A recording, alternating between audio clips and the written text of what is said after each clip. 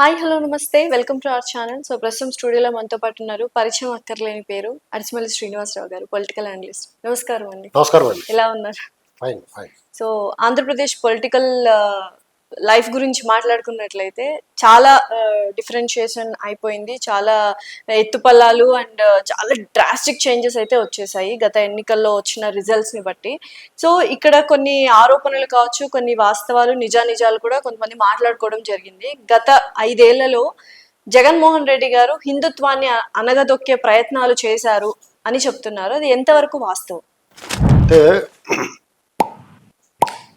జగన్మోహన్ రెడ్డి అనేటువంటి వ్యక్తి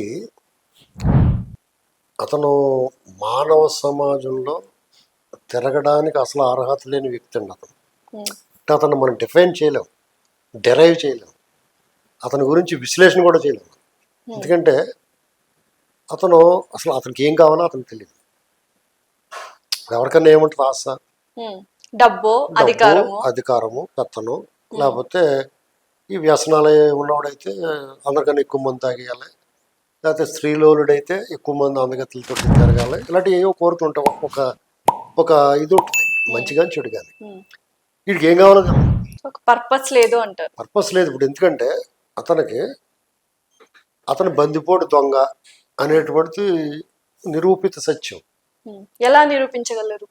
CBI ED 11 కేసులు అండి. వాళ్ళతో అతను 11 ఏళ్ళు బెయిల్ మీద తిరిగి అతనికి జీవితంలో రుజువు అంటే ఇంకా శిక్ష పడలేదు కాబట్టి మనము దోషిగా పరిగణించారు కదా. అంటే శిక్ష పడలేదన్నంత మాత్రాన అది అతను స్వచ్ఛమైన మనిషి అని అనకూడదు కదండి. అలాగే శిక్ష పడలేదు కాబట్టి అతను అప్పటి వరకు దొంగ అనకూడదు అనేటువంటి వాదన. అంటే సగం గ్లాసు నీళ్లు ఉన్నాయి, సగం ఖాళీగా ఉందనేటువంటిది సర్కమ్స్టెన్షియల్ ఎవిడెన్స్ చూసుకోవాలి. అంటే ఇటు వాటం ఎలాగ ఉంది, ఇటు చేష్టలు ఎలా ఉన్నాయి, దాన్ని బట్టి ఈ నిజంగా చేసి ఉంటాడు రా అన్నటువంటి నమ్మకం కలుగుతుంది. ఎందుకంటే 2004 ముందు అతను అడుక్కు తింటున్నారు. వాళ్ళ నాన్న ఎంత రాజకీయ ఇదైనా వాళ్ళ నాన్న ముఖ్యమంత్రి అయిన తర్వాత కదా ఈ రోడ్డు మీద వచ్చాడు. ఇతను వాళ్ళ బాబు దెబ్బకి అందరూ జైల్లో పోయారు. పిలవమంటారు ఐఏఎస్లా సత్యరామలింగరాజు గారు కానీ మొత్తం అందరినీ ఊడ్చి నాకేయారు శుభ్రంగా నీళ్ళు. అన్నవరం ప్రసాదం పొట్లం తిన్న తర్వాత ఏం చేస్తాం మనం? ఆకును కూడా నాకేస్తాం కదా, తీగ ఉంటుంది. అలా నాకేసారు. ఇలా 1,00,000 కోట్లు కొట్టేశాడు. కానీ ఈ సిబిఐ వాళ్ళు 43,000 కోట్లు ఎస్టాబ్లిష్ చేశారు. మీరు అడిగిందని చెప్తున్నాను. 11 ఏళ్ళు అయింది అతను బయటకు వచ్చి విడుదలయ్యి. అతని సీట్లు 11 వచ్చినాయి. ఏది చూసినా 11. ఆ లైఫ్ 11కి అతనికి ఒక రకమైన అవినాభావ సంబంధం ఉందనిపిస్తున్నారు. అది తెలుసు మనకి. 16 నెలలు జైల్లో ఉన్నాడు. బయటకు వచ్చాడు. వాళ్ళ నాన్నగారు పోయాడు, దాన్ని అమ్ముకున్నాడు, మార్కెట్ చేసుకున్నాడు. సరే, జాలి గుండె ఉన్న వాళ్ళు ఉంటారు కదా. మన మనస్తత్వం ఎలాంటిదంటే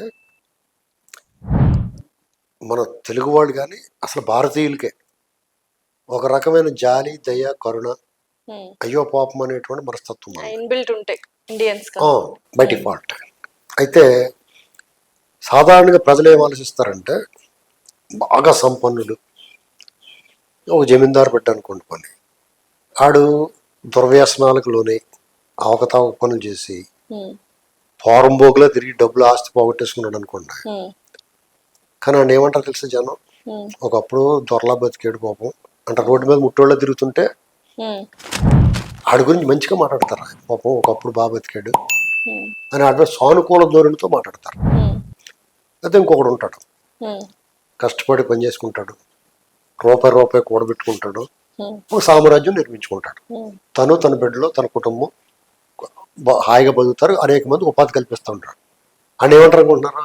వీడు మొదటి దాకా రోడ్డు మీద తిరిగి పడి నా దగ్గరకు వచ్చి కూడా ఇడే మా చెప్పులు కుట్టివాడు, లేకపోతే మా సైకిల్ పంచర్లు వేసేవాడు అని ఏసటిస్తా మాట్లాడతారు. కరెక్ట్. మీరు గమనించండి. ఓర్వలేనితనం కాదండి, ఆ రకం మన ఇన్బిల్ట్ మన మైండ్ లో అలా ఉంటుంది. మన మైండ్ సెట్ అలా.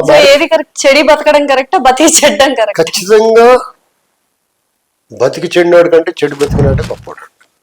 ఎందుకంటే వాడు కష్టపడి వచ్చాడు పైకి. ఇప్పుడు ఈయన జగన్ గారు ఏ కేటగిరీకి వస్తారు? 2 కేటగిరీలకి చెందకుండా అటు ఇటు కానీ బ్యాచ్ ఇది ఏంటండి. ఇప్పుడు అతను వాళ్ళ నాన్నగారు చనిపోయాడు. ఆ సానుభూతి మీద ఫస్ట్ టర్మ్ లో అయితే గెలవలేదు కదా. ఎందుకు గెలవలేదు? 67 సీట్లు రావడం, బందిపోటు దొంగకి 67 సీట్లు రావడం అంటే మాట్లాడండి. అదే బందిపోటుని మళ్ళీ 151 150 సీట్లు గెలిపించారు. అది వాళ్ళు చేసిన పాపం. దాని ఫలితం అనిపించారు. 5 ఏళ్ల పాటు 30 ఏళ్ళు వెనక్కిపోయింది. అరాచకం, దుర్మార్గం, అవినీతి, సో నిజంగా నాట్ ఎవ్రీథింగ్. అంటే నేను అడిగిన క్వశ్చన్ లో హిందుత్వాన్ని అనగదొక్కారు అన్న అంశంలో ఖచ్చితంగానే. అసలు ఏ రకంగా నాకు ఏమైనా పాయింట్స్ చెప్పగలరు, ఎలా అనగదొక్కారు? అంతర్వేదిలో రథం తగలడిపోయింది. ఉమ్, అసలు అది ఎందుకు తగలబడింది, ఎవరు దీని వెనకాల కుట్ర ఉందా ఉమ్, అని చెప్పి చూడకుండా రథం తగలడిపోయింది, కాకపోతే మళ్ళీ ఇంకో ₹1 రథం పెట్టి కట్టిస్తాం, ఉమ్, ఇలాంటి మాటలు మాట్లాడారు.